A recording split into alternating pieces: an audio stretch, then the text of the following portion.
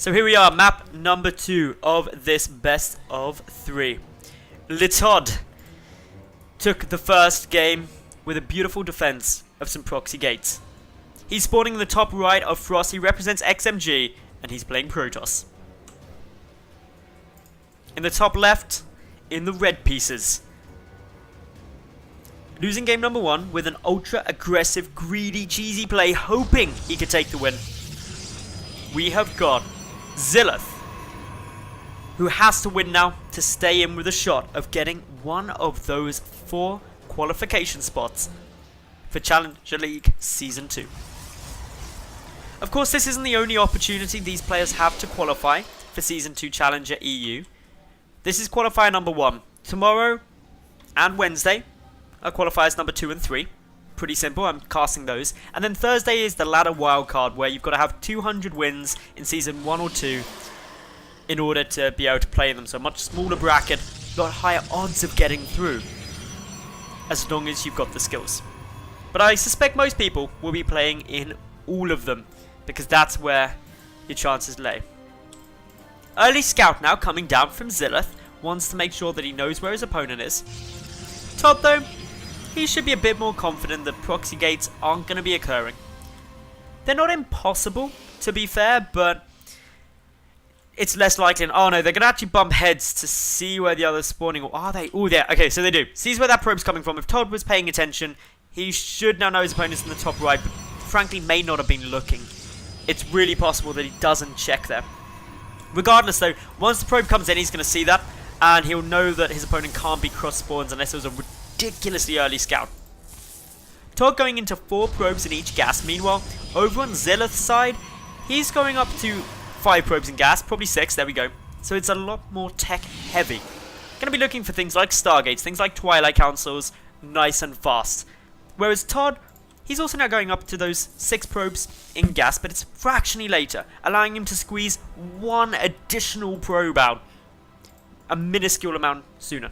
And it is a minuscule amount, so it doesn't make a huge difference. But in mirror matchups, every little really does help. ToD has the disadvantage this game of scouting clockwise and not scouting his opponent first. So doesn't actually know what XeLiatH is going to be throwing out. But XeLiatH is playing a relatively defensive game. Chrono boosting, this is interesting chrono boost spending. Chrono boosting on warp gate tech, but also chrono boosting out a sentry. The reason that's quite interesting is because generally chrono boosting out a sentry isn't needed. It's not like it's going to be going for a big aggressive play or something like that. And the only time you see it generally chrono boosted as the first unit is if you need to force field off urgently. So potentially coming down in order to chrono boost to deny the probe scout, which is a possibility. It's something that can happen, but there's nothing really being hidden at the moment. So I'm interested to see what XeLiatH is using this for, what he's going to be trying to do with it, what sneaky stuff is coming. ToD though, adding in Twilight Council right at the back there. No force field or anything like that, so the probe will come in, gonna get a look around and be like, hey, bro, you must have a lot of gas. What are you gonna be spending it on? Probe dies, sacrifices himself to see nothing, apart from the fact that there are 6 probes in gas, so that's important to know. Robo also coming down now from ToD. More likely to be Blink coming down now as opposed to the Dark Shrine, although not definitely. With the additional gates being added in already though, it probably will be Blink as opposed to the Dark Shrine, but XeLiatH doesn't get the scout down there with his mothership core. That's a little bit frustrating for him. No sign of anything starting up yet, keeping a close eye. XeLiatH, however, though, has expanded. Also getting down the robotic facility, later than ToD by about 30 seconds, but the Nexus hugely earlier. ToD not looking to try and expand yet. Instead, he's just grabbing down Blink, grabbing on these additional gates. The Robo gives him the Observer for the high ground vision.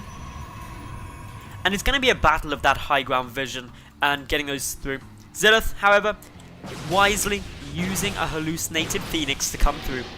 Sees the chrono boost on the Twilight Council, knows now that it's Blink coming, and should be more than happy with having a good read on how ToD is going to be playing in the mid game.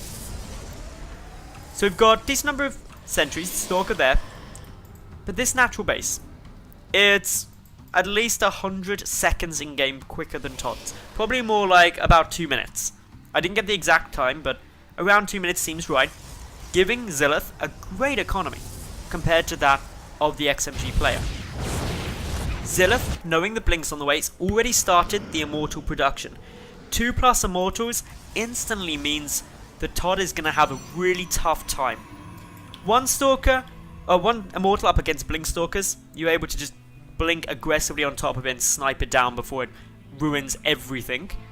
But 2 more, you can't actually pick them off generally quickly enough before the others have just destroyed all your Stalkers and you're having a very sad day. Decent number of Stalkers down there for ToD, who is expanding out, and I suspect because he's been scouted, he isn't going to commit too heavily into being aggressive right now. He's going to want to secure up his economy, get a good look at what his opponent's doing, and decide, can I actually take this fight? Advantage for ToD though, small supply block for XeLiatH. XeLiatH doesn't really want to have bumps like these up against a player of ToD's caliber. Don't forget as well, ToD has spectacular micro abilities. Being an ex-Warcraft 3 player, he's fairly fly, and going to be looking to sneak up into the main base. Blinks up, no pylon giving vision. Sneaky Stalkers are in your base, XeLiatH, and you don't know. They're waiting patiently. What they're waiting for is for Blink to come back off cooldown. So when they move in, they can get a nice time.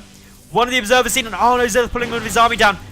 The robotics facility could get focused. If this falls, and it likely will now, it's quite a big loss actually for XeLiatH. Down it goes. ToD now just backs out. He runs away quickly as he can, and that was a nice snipe. He lost like 1 Stalker, that was it, to get a robo. Great win. Hurting that production, super good. Super good. Happy times. Anyway, ToD down a little on the worker count still though. Only down by 5, which isn't catastrophic. ToD also getting a brief supply book there, but he's teching up into Colossi. And this is a really smart play. And what I imagine ToD's thought process is, will revolve around, well, my opponent doesn't have a robotics facility anymore. So he cannot possibly have started his robotics bay until that's rebuilt, which is over a minute in-game. If he did it instantly, which he probably suspects he didn't. Blinking up into the main again, going to be trying to take a peek. Knows that robotics facility. Okay, that's still not done.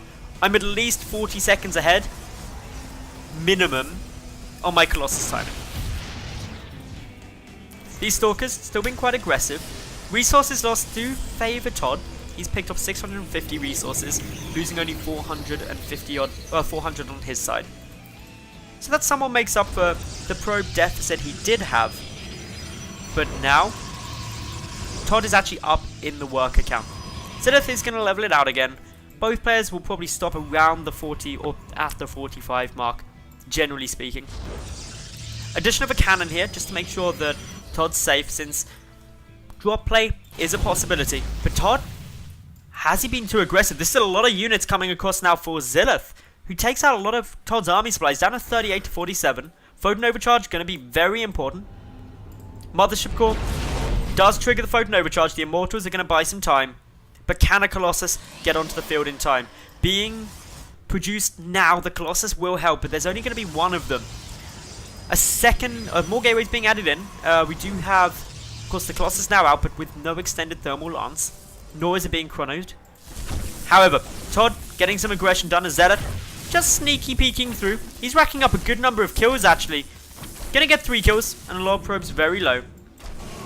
But there's more coming through. ToD continuing on with this pressure. XeLiatH mounting up for a big play. Still, we've got a chrono boost out of the second Colossus, and the longer this takes, the better it gets. Beautiful use of hallucinated Archons here to soak up some of the damage. Really important to see. But now, XeLiatH ready to go. His army supply up by about 20.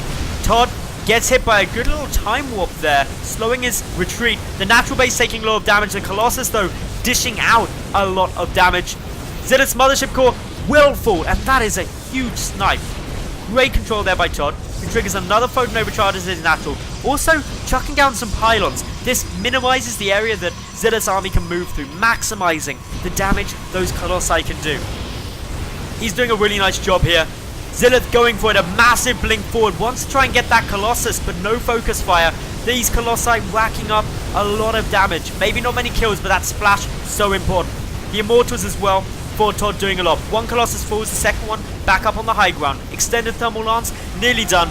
but it's not going to matter. XeLiatH's army melting, GG is called, and XMG's ToD takes the series 2-0.